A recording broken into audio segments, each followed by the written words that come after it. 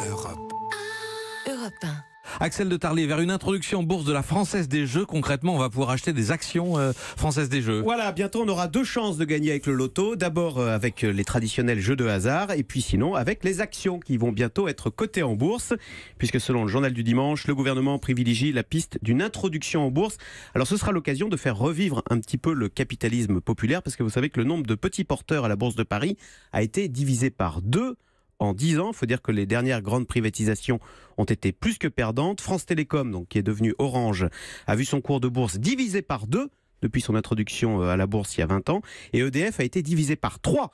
Donc vous voyez, alors ça s'explique, France Télécom a subi le krach des valeurs technologiques et puis EDF a subi Fukushima. Donc pas de chance dans les deux cas.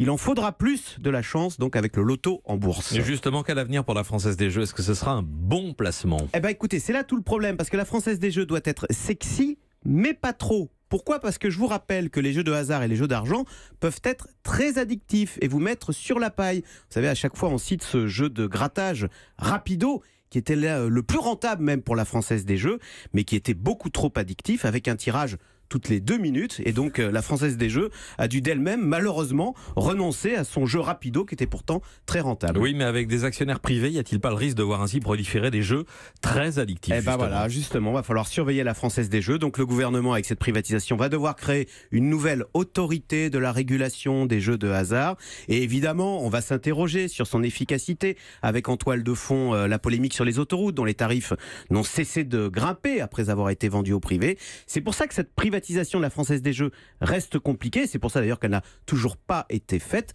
Mais le gouvernement veut faire bouger les choses. Bruno Le Maire le dit, ce n'est pas le rôle de l'État que de s'occuper du loto. Axel de Tarlet. Europe 1.